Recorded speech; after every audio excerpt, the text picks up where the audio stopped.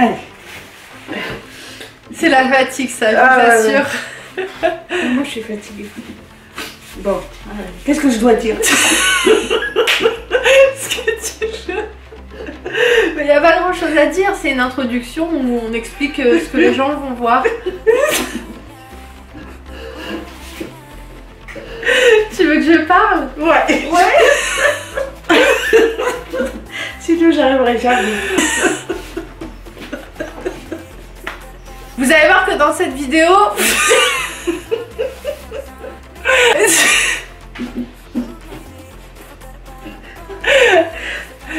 C'est bon?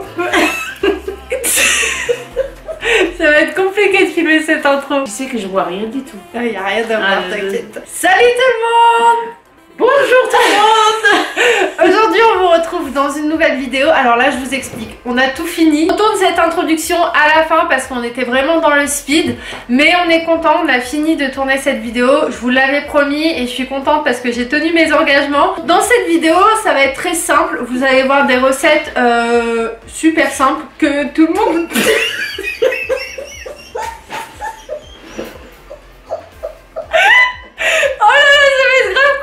Attendez, vous savez pourquoi elle rigole? Parce qu'elle dit mais Imen, tout le monde peut faire ce qu'on a fait.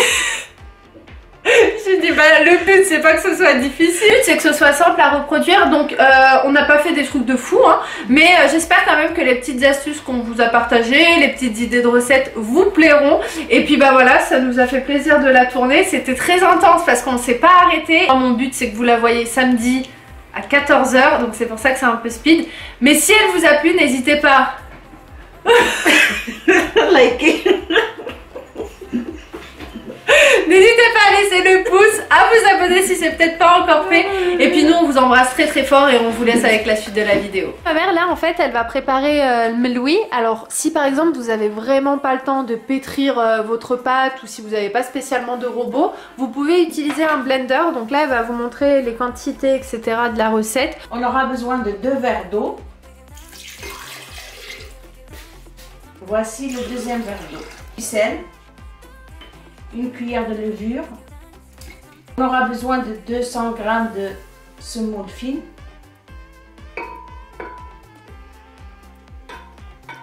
On va mixer le contenu.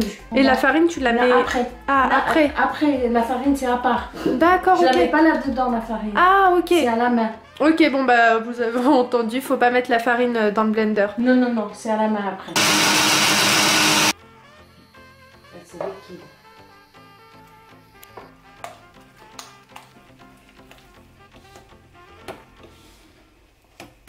Elle colle pas ni rien.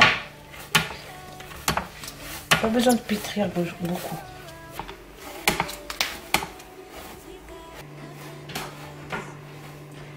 Après, je la mettrai dans un plastique. Vous devez faire, vous savez par exemple, enfin vous n'êtes pas obligé encore une fois, mais ma mère elle fait ça quand vous étalez votre pâte, elle utilise 100 g de beurre fondu, elle met combien de grammes de semoule fine? 2 cuillères. 2 cuillères? Deux Ah ok. grandes cuillères. 2 grandes cuillères de semoule fine et 2 grandes cuillères aussi à soupe d'huile normale, de tournesol. Et ça en fait ça va être une texture qu'elle va mélanger pour étaler en fait sa pâte. Je vais vous montrer de toute façon comment elle fait. Je mets un peu d'huile sur la table.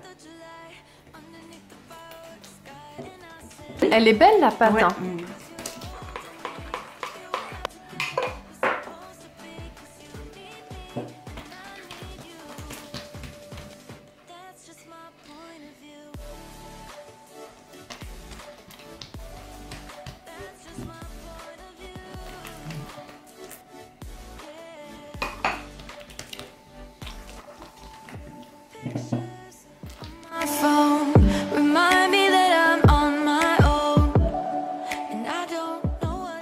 Ça a l'air bon hein. Ah oui. Je te cache pas que ce soir maman on va manger ça. On va faire une belle tagliatelle. Je te jure.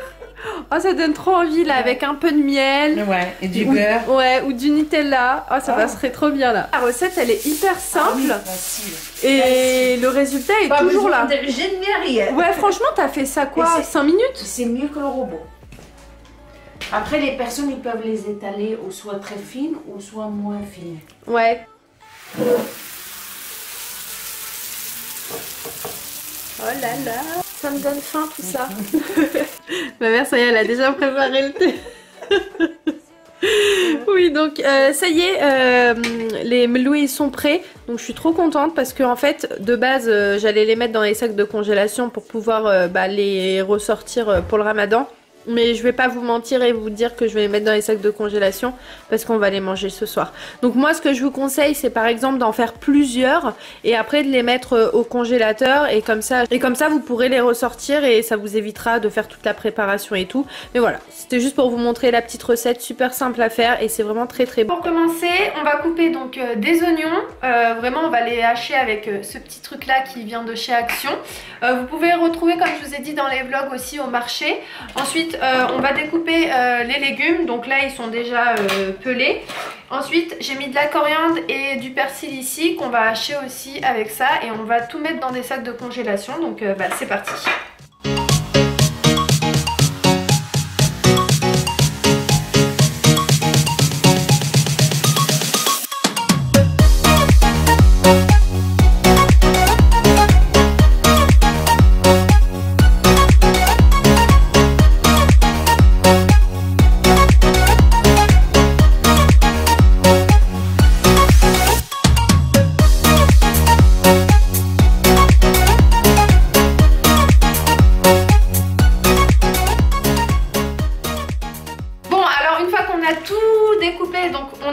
Comme vous avez pu voir le persil avec la coriandre, donc je les ai mélangés. Après si vous voulez faire des sacs à part vous pouvez hein.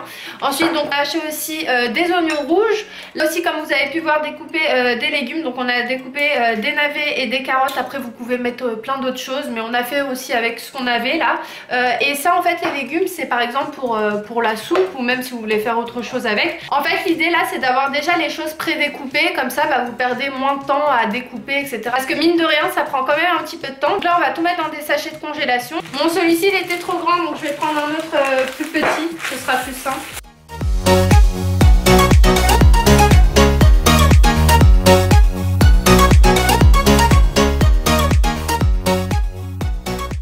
Tout mis dans les sacs de congélation. Après au niveau des quantités franchement vous faites comme bon vous semble. Voilà. Là je fais cuire mes poivrons sur le feu. Il y a certaines personnes qui préfèrent dans le four. Ouais, c'est vrai. Voilà, moi je préfère parce que je peux les tourner, je peux voir où ils sont cuits, qui sont pas cuits. Ouais. Et après, je les mets dans un sac plastique et après je les épluche. Vous pouvez les laisser comme ça ou soit vous pouvez les découper. Ouais, par exemple, tu peux faire des petites salades et tout avec. Oui, bah oui, oui. Donc là, ensuite, on va faire tout ça et encore une fois, on va tout mettre dans un sac de congélation et quand on en aura besoin, on le sortira préalablement et ce sera tout. Ouais, c'est vrai. Donc voilà, ça y est, les poivrons sont cuits. Comme vous avez pu voir, ma mère, elle l'a mis dans un sachet. Je sais pas pourquoi d'ailleurs. C'est pour que on peut les éplucher plus facilement. Ah ok, d'accord. Voilà. Et donc là, elle va les nettoyer et puis ensuite, voilà, on va les mettre au congèle. Là, nos poivrons sont bien cuits.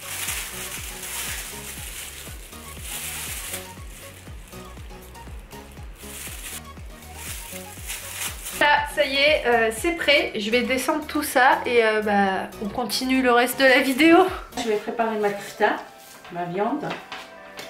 Alors, du sel, du gingembre, du cumin, du poivre et du piment doux, de l'oignon rouge, de l'ail, du persil et de l'huile d'olive.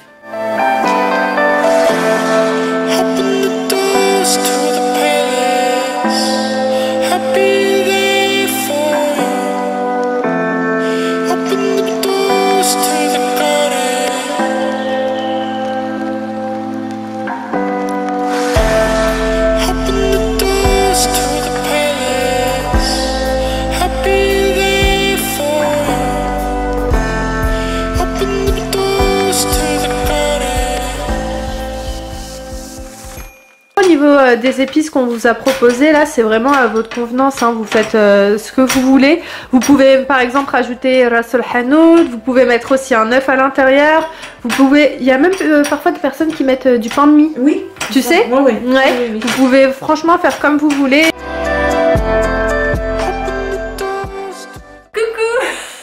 J'ai l'impression que ça fait longtemps que je ne les ai pas vus comme ça face à face.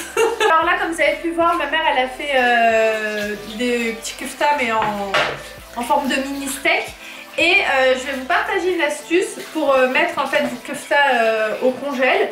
C'est de prédécouper du papier cuisson en forme ronde ou alors en forme de kefta. De poser le kefta par-dessus, de prendre un deuxième papier cuisson et de poser un autre kefta dessus.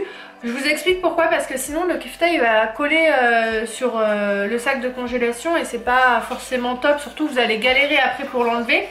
Donc voilà, en gros vous faites ça comme ça. Derrière il y a de l'eau, vous devez sans doute l'entendre, c'est ma mère qui nettoie les poivrons.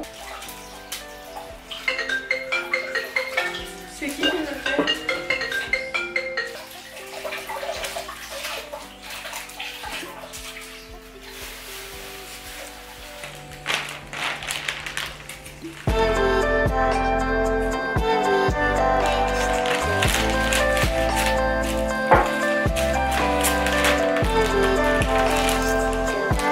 Je vais préparer des pilons de poulet.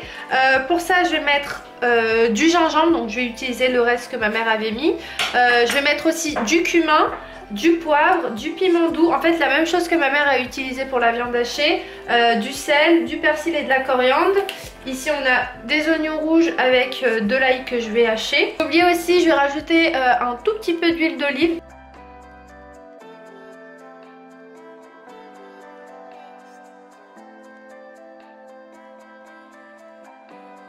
Après vous pouvez par exemple aussi mettre du safran et tout, mais moi c'est vrai que j'en mets pas. Ma mère elle met plus de safran dans ses repas, moi je sais pas, j'aime pas trop. Je me dis c'est juste du colorant et ça apporte pas forcément de goût. Mais vous pouvez hein, et généralement c'est ce qu'on fait, mais moi j'en mets pas.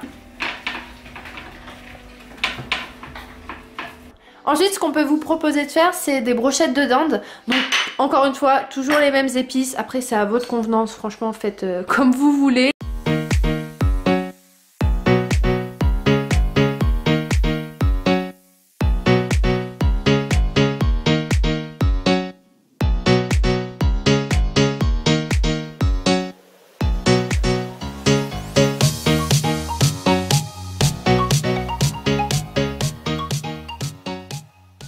لا دايره كيفي